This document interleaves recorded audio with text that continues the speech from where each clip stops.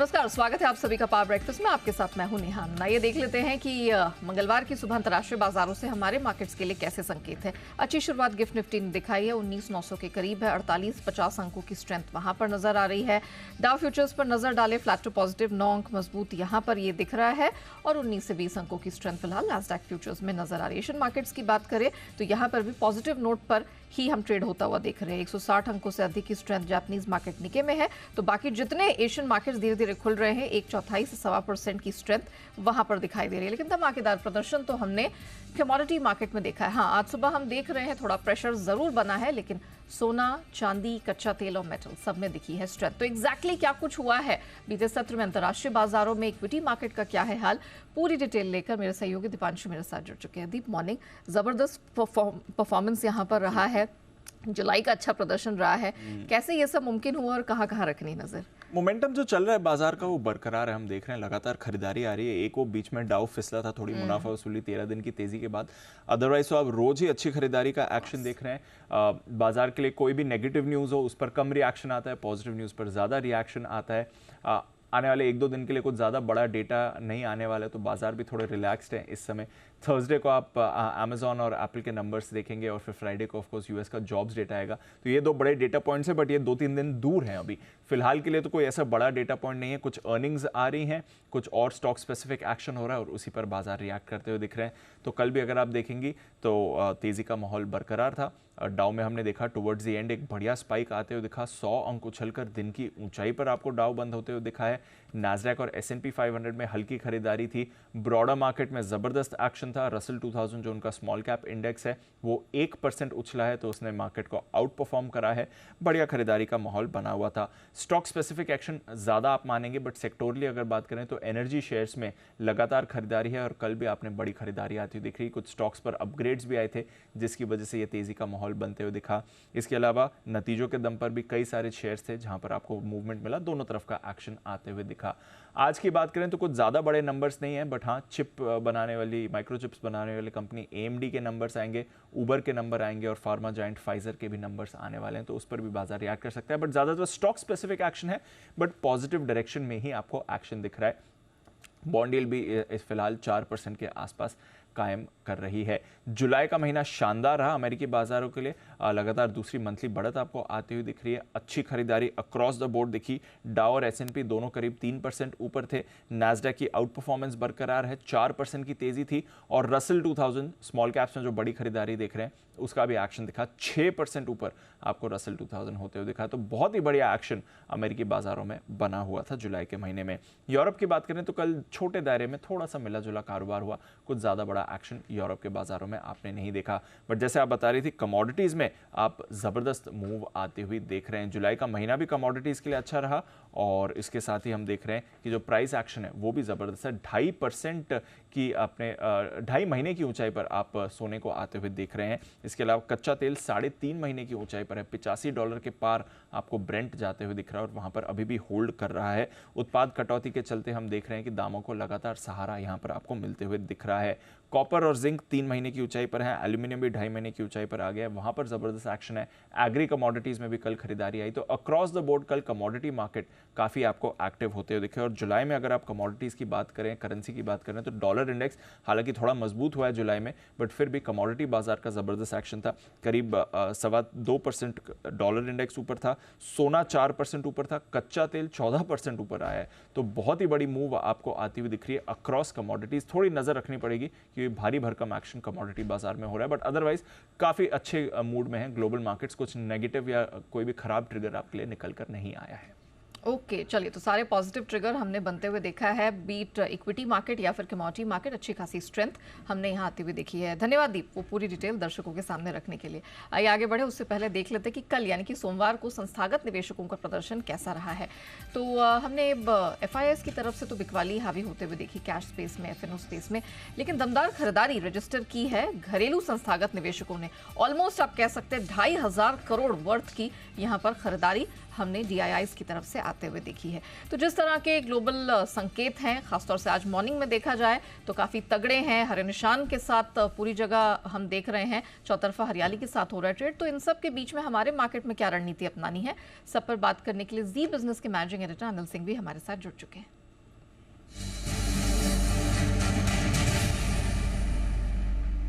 Sir morning, जिस तरह की चौतरफा स्ट्रेंथ दिखाई दे रही है, आज क्या रणनीति अपनानी है? नए महीने की शुरुआत हो रही है, निफ्टी बैंक निफ्टी क्या करें? Good morning Neha. देखिए, संकेत तो ग्लोबल मार्केट से लगातार अच्छे आते हुए दिख रहे हैं, इसमें कोई डाउट ही नहीं है। और भारतीय बाजार भी अच्छे मोमेंटम में कल हफ्ते के पहले दिन आते हुए दिखे हैं। लेकिन कल की तेजी में एक अच्छी बात ये थी कि हम दिन की ऊंचाइयों पर जाकर बंद हुए और ब्रॉड बेस्ड रैली थी।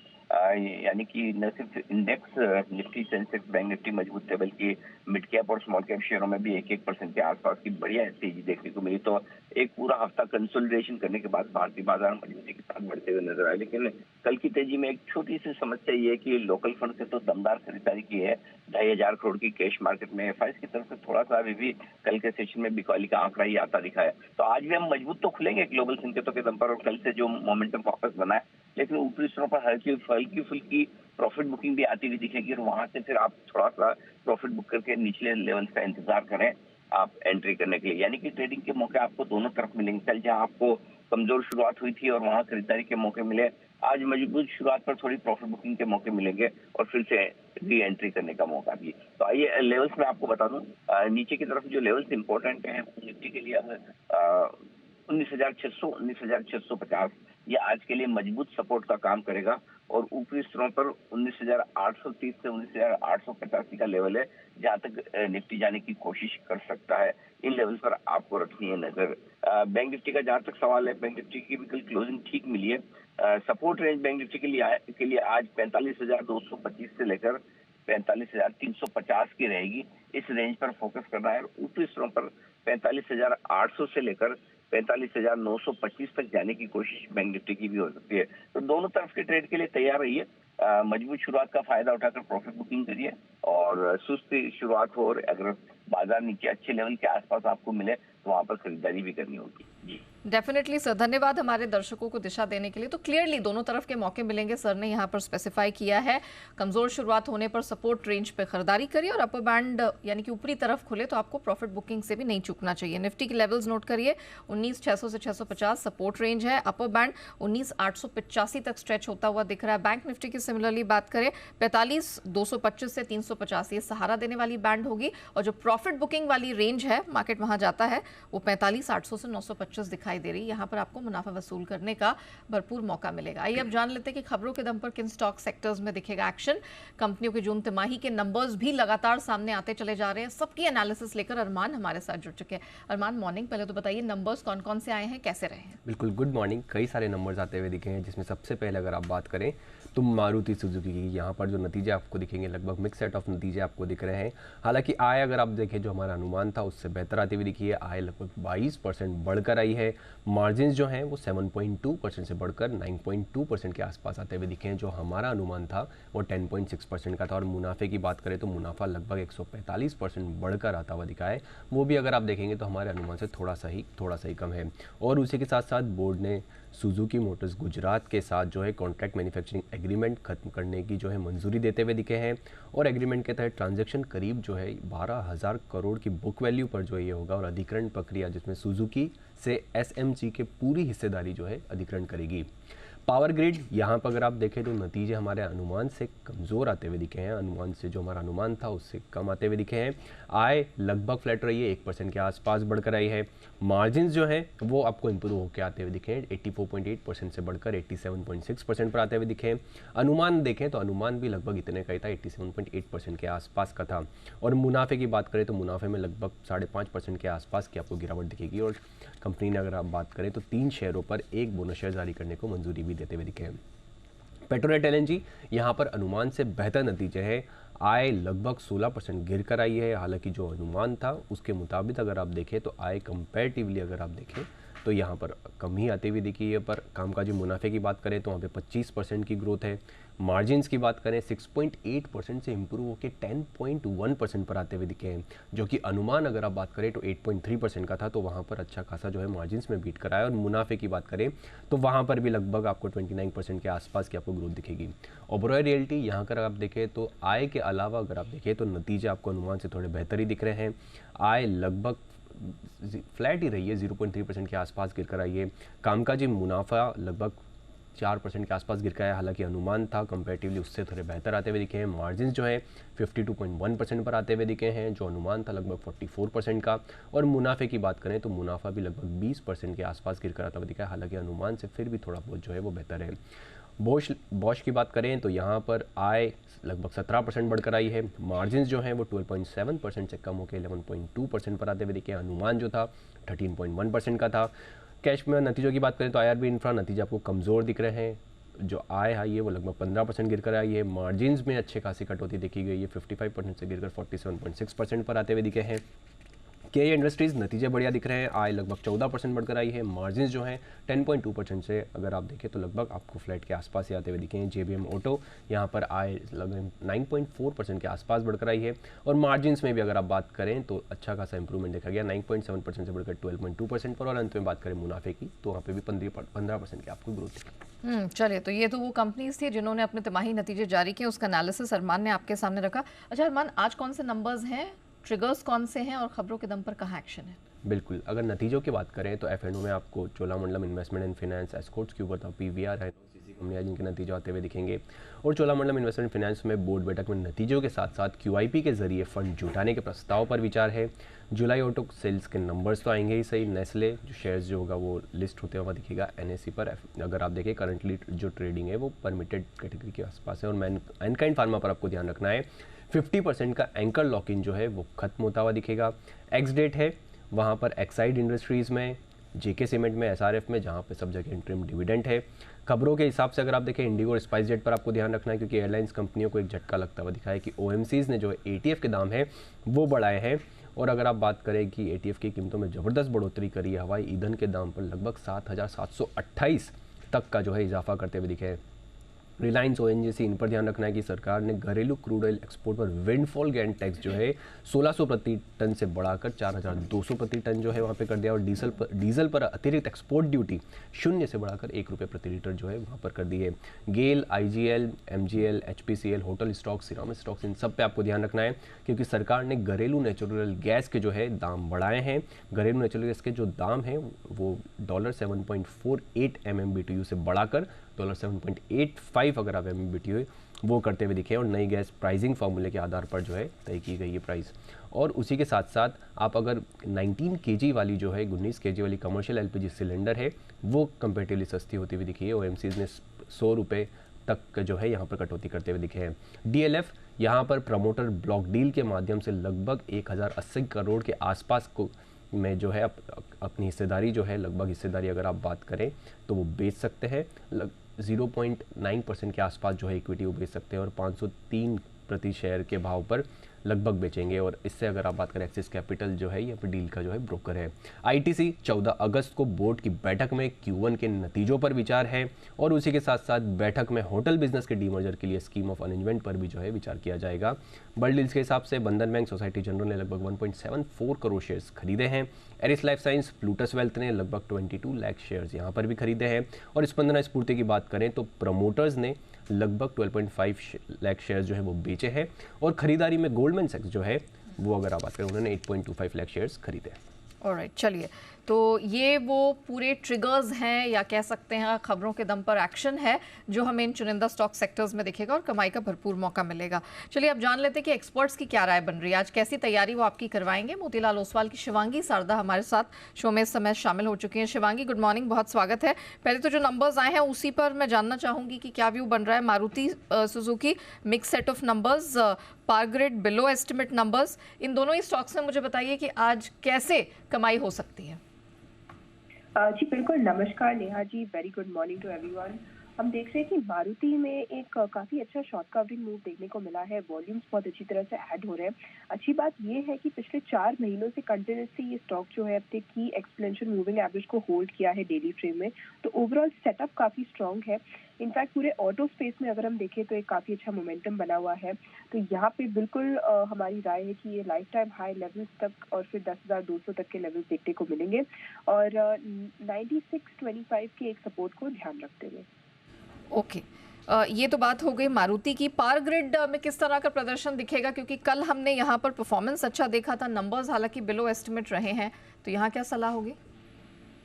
इस वक्त की अगर हम बात करें तो यहाँ पे हम शानदार मूव देखें। वीकली अपने एक काफी पिछले एक हर्डल से निकला है stock. Month on month basis में कंटिन्यूसली हम देख रहे हैं ग्रेजुअली बेस जो है हायर जोन की तरफ शिफ्ट हुआ है। आरएसआई जो है कल के सत्र में हमने देखा कि पॉजिटिव ट्रेजेक्टरी की तरह टर्न हो रहा है। तो यहाँ पे बिल्कुल अपसाइड पोटेंशियल काफी अच्छा बनते हुए दिख रहा है 277 तक का, और 261 के एक सपोर्ट को हम ध्यान रख सकते हैं। ओके, एक बार आप सपोर्ट रिपीट करेंगे?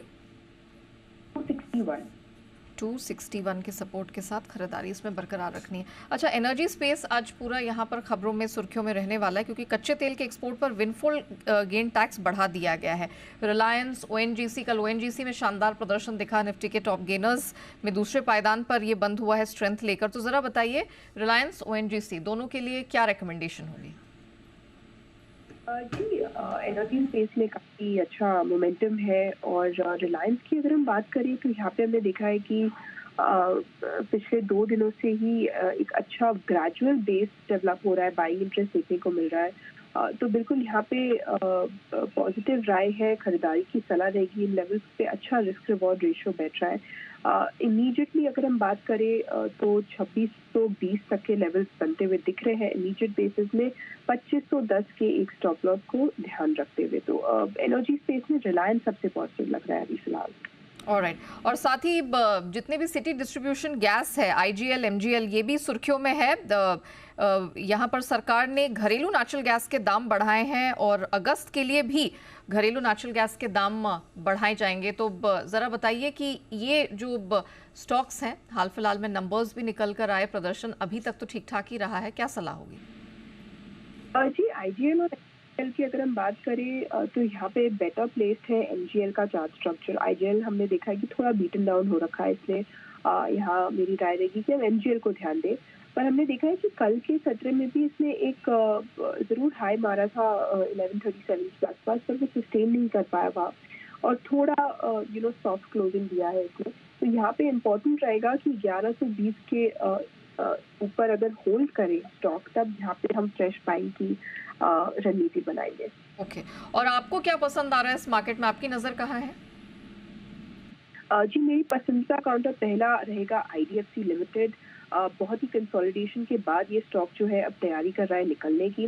काफ़ी शानदार इसमें हमने एक अच्छा अपमूव भी देखा था पिछले 2-3 महीनों से। तो बेस जो है वो काफ़ी अच्छी तरह से बना हुआ है स्टॉक में। यहाँ पे खरीदारी की राय रहेगी। 123 तक के लक्ष्य बनते हुए दिख रहे हैं, 116 के एक सपोर्ट को ध्यान रखते हुए। दूसरा पिक मेरे रडार पे है आरईसी। यहाँ पे हमने एक काफ़ी अच्छा प्राइस वॉल्यूम ब्रेकआउट देखा है वीकली फ्रेम में, और फॉलो अप बाइंग भी देखने को मिल रहा है। पिछले 3 सेशन से कंटिन्यूस हम देख रहे हैं कि लॉन्ग की तरफ बिल्डअप हो रहा है ओपन इंटरेस्ट। तो यहाँ पे मेरी राय रहेगी कि हम खरीदारी करें। कम से कम यहाँ पे हमारे लक्ष्य बनते हुए दिख रहे हैं 211 के और 199 के एक स्टॉप लॉस को बनाते हुए। वेरी वेल, धन्यवाद शिवांगी जी हमारे साथ जुड़ने के लिए और तमाम स्टॉक्स पर राय देने के लिए। तो आईडीएफसी लिमिटेड 123 के टारगेट के लिए करे खरीदारी, आज 116 का स्टॉप लॉस आपको लगाना है। सिमिलरली आरईसी पर भी नजर बनाए रखिए, 211 तक का टारगेट छूने का दमखम रखता है। जरूरी है कि खरीदारी की रणनीति में 199 का स्टॉप लॉस आप जरूर लगाएं। आइए अब जान लेते हैं कि कमोडिटी बाजार पर क्या रणनीति अपनानी है आज आपको। केडिया कमोडिटीज के अजय केडिया जी हमारे साथ शो में शामिल हो चुके हैं। अजय जी, मॉर्निंग, बहुत स्वागत है। दमदार प्रदर्शन हमने जुलाई के महीने में अक्रॉस द बोर्ड आता हुआ देखा है, फिर चाहे वो प्रेशियस मेटल हो, बेस मेटल्स हो या फिर कच्चा तेल। कच्चे तेल पे सबसे पहले बताइए क्या रणनीति अपनानी आज? Good morning Neha ji. Definitely जैसे आपने कहा जुलाई मंथ कमोडिटी मार्केट लिए काफी अच्छा रहा, जहाँ पे मेटल, नॉन मेटल और एग्री की भी बात करें सभी में हमने जबरदस्त मोमेंटम आते हुए, खासकर कच्चा तेल इसलिए इंपॉर्टेंट हो जाता है, पिछले 1.5-2 साल के अंदर कभी भी हमने एक ही महीने में 16% की जो बड़ी रैली देखी है वो आज तक देखी नहीं थी। तो आई थिंक फंडामेंटल काफी मजबूत है। सप्लाई साइड जो कंसर्न बने हुए हैं वो इंपॉर्टेंट, अगस्त मंथ इसलिए भी इंपॉर्टेंट हो जाता है क्योंकि ओपेक और प्लस रशिया जो आउटपुट कट करे उससे मार्केट कहीं ना कहीं टाइट रहेगा। गोल्डमैन सैक्स ने भी कहा कि डिमांड अभी तक पीक आउट नहीं हुई है, जिसका एक सपोर्ट मिलता हुआ दिखाई देगा। टेक्निकल ग्राउंड पे थोड़ा थोड़ा करेक्शन बीच बीच में होता हुआ दिखाई देगा, बट उस पे हमें बाइंग करके ही चलना है। तो आज के लिए 6620 पे कच्चे तेल को लेके चलना है। 6500 का एक छोटा स्टॉप लॉस लगाइए। इमीडिएट टारगेट 6760 का है, बट हमें लगता है कि आने वाले टाइम में अगर ये 6650 के ऊपर होल्ड हो जाता है तो 7000 तक के भी लेवल हम देख पाएंगे। ऑलराइट, मेटल्स में क्या किया जाए? खासतौर से जिंक, एल्यूमिनियम, कॉपर 2.5 से 3 महीने की ऊंचाई पर ट्रेड कर रहे हैं, जबरदस्त परफॉर्मेंस दिखाया है, कहाँ नजर है? बेस मेटल में भी हमने देखा चाइना के डेटा के बाद हमने कई ऑप्टिमिज्म बनते हुए देखा कि मार्केट में स्टिमुलस आता हुआ दिखाई देगा, जिसके चलते कॉपर कल भी काफी अच्छा रैली किया। अभी भी हमें लगता है कि 751 तक का अगर पुल बैक मिले तो लेके चलिए, 758 तक का टारगेट रहेगा। जिंक के अंदर भी हम देख रहे हैं कि सप्लाई कंसर्न थोड़े बहुत बन रहे, जिस ढंग से काफी कर्टलमेंट प्रोडक्शन का देखा जा रहा है, तो 225 के ड्रॉप पे लेके चलिए, 222 के स्टॉप लॉस से 230 के टारगेट के लिए। एक बार कॉपर का स्टॉप लॉस रिपीट करेंगे? कॉपर में मुझे लगता है 751 पे बाय करके 746 का स्टॉप लॉस लगाइए, 758 के टारगेट के लिए। ओके, और जिंक में आपने कहा 225 पे एंट्री, 230 का टारगेट, राइट? हाँ जी, हाँ जी।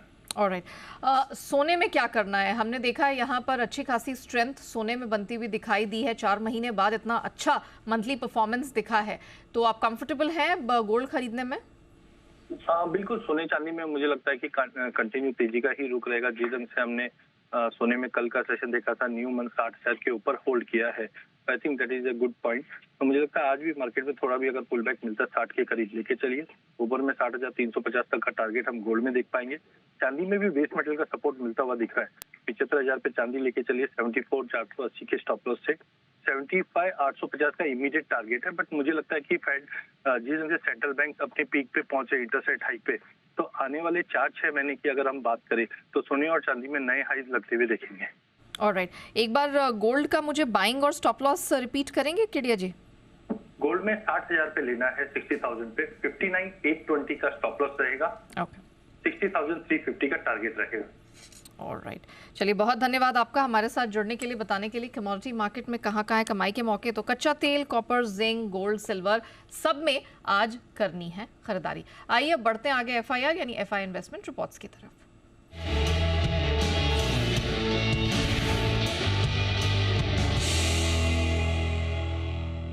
तो विदेशी ब्रोकरेजेस की किन स्टॉक सेक्टर्स पर है नजर, पूरी डिटेल है अरमान के पास। अरमान बताइए। जी बिल्कुल, कई सारी रिपोर्ट्स आती हुई दिखी है, जिसमें सबसे पहले अगर आप बात करें तो CLSA की मारुति सुजुकी पर रिपोर्ट है, मेंटेन कर रहे हैं सेल को, टारगेट जो है वो बढ़ा रहे हैं, 8373 से बढ़ाकर 8796 का टारगेट कर रहे हैं। जेफरीज की ही मारुति, अगर आप देखें मारुति सुजुकी पर उनकी रिपोर्ट है, जेफरीज की मेंटेन कर रहे हैं बाय को, टारगेट जो है वो भी यहाँ पर बढ़ा रहे हैं, 11,000 से बढ़ाकर जो टारगेट कर रहे हैं वो 11,500 का टारगेट कर रहे हैं। मौजूदा भाव अगर आप देखेंगे तो 9821 के आसपास का है। जेफरीज की UPL पर रिपोर्ट है, मेंटेन कर रहे हैं बाय को, और टारगेट जो है वो यहाँ पर कम कर रहे हैं। अगर आप देखें 925 का जो पहले टारगेट था उसे घटाकर 800 का टारगेट कर रहे हैं। अगर आप मौजूदा भाव अगर आप देखेंगे फिर भी 625 का भाव है वहाँ पर। जेफरीज की पेट्रोनेट LNG पर रिपोर्ट है, मेंटेन कर रहे हैं बाय को, टारगेट वो यहाँ पर थोड़ा सा कट कर रहे हैं, 305 का जो टारगेट था उसे कम कर 300 का टारगेट देख रहे हैं। फिर भी अगर आप मौजूदा भाव देखेंगे 234 का भाव है, तो उस हिसाब से टारगेट अभी भी अच्छा खासा ज़्यादा है। जेफरीज की गेल इंडिया पर रिपोर्ट है, वहाँ पर वो डाउनग्रेड कर रहे हैं, अंडर परफॉर्म पर होल्ड से अंडर परफॉर्म कर रहे हैं, डाउनग्रेड कर रहे हैं, टारगेट रख रहे हैं जो 105 का है, अगर मौजूदा भाव देखेंगे तो आप 120 के आसपास का है। और वहीं अगर सिटी की बात करें, गेल इंडिया पर रिपोर्ट है, मेंटेन कर रहे हैं बाय को, और टारगेट जो है वो यहाँ पर बढ़ा रहे हैं, 125 से बढ़ाकर 132 का टारगेट कर रहे हैं। चलिए, तो फॉरेन ब्रोकरेजेस की इन चुनिंदा स्टॉक सेक्टर्स पर रहेगी नजर। धन्यवाद अरमान पूरी डिटेल के लिए। चलिए, तो इसी के साथ पावर ब्रेकफास्ट में इतना ही, मुझे दीजिए इजाजत, लेकिन बने रहिएगा जी बिजनेस के साथ।